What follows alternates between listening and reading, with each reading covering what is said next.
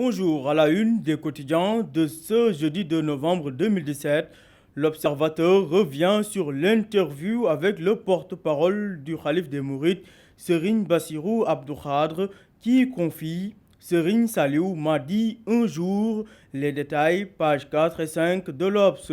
Toujours à la une de l'Obs, il s'agit du démantèlement d'un vaste réseau international de prostitution.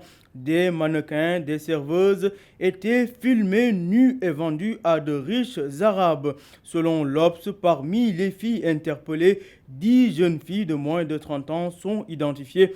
Le cerveau de ce réseau, quant à lui, serait un certain Medoun Gueye, 40 ans, et patron d'une société de la place.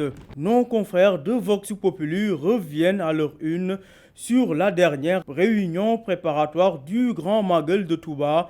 L'eau, source d'inquiétude à Touba, renseigne Vox Populi. En effet, la disponibilité de l'eau en qualité suffisante à Touba inquiète le comité d'organisation. De son côté, Aïda Mbodj, contre la levée de l'immunité parlementaire de Khalifa Sall, s'est adressé à ses collègues députés en ces termes: nous devons refuser d'être de simples faire-valoir. Trop, c'est trop. Il est temps que nous nous dressions contre ces abus de l'exécutif, rajoute la députée Aïda Mbodj dans les colonnes de Vox Pop. Le quotidien évoque dans sa parution du jour le retard constaté dans la livraison des cuves, d'où sa une: panne sèche sur le tarmac. La fourniture en kérosène de l'aéroport international Blaise Diagne pose encore problème. Les détails, page 6 du quotidien. Toujours à la une du journal Le Quotidien, Doing Business 2018, le Sénégal gagne 7 places, mais selon le journal L'Enquête, le Sénégal rate son pari. Concernant le rapport Doing Business 2018, sur au moins une trentaine de points retenus sur la feuille de route, seules 6 réformes ont été concluantes.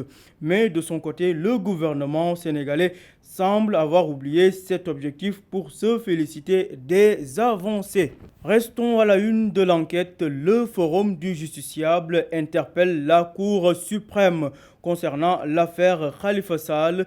Pendant ce temps, l'aéroport Léopold Sédar Senghor deviendra militaire, nous renseigne l'Obs en sa page 6.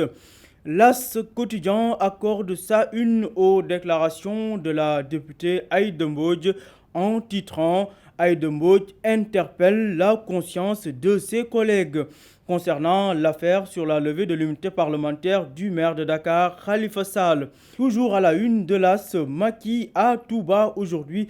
L'autoroute Ila Touba devrait être inaugurée en 2018 et 1000 jeunes des domaines agricoles communautaires pour accueillir le président Macky Sall à Touba. Dans la même veine, Thérèse Faye de la Cogère lance le PSE Macky 2019 pour la réélection de Macky Sall. Libération revient à sa une sur les 2 Sénégalais inculpés et écroués pour 3 crimes fédéraux aux États-Unis. Diabel Samb et Mamadou Ndaw risquent la perpète. Selon Libération, l'enquête du FBI et les tests ADN révèlent que les 2 Sénégalais sont impliqués dans au moins 3 braquages armés. Parlons du Magal Touba 2017. À une semaine de l'événement, la maladie de la dengue sème la panique. 3 nouveaux cas détectés à Dara Djolof. De son côté, Touba se barricade, renseigne l'Obs. Sport pour boucler, non-lion du football, Sadio Mané et Keita Baldé nominés parmi la liste des 30 joueurs africains pour le Ballon d'Or, renseigne l'As.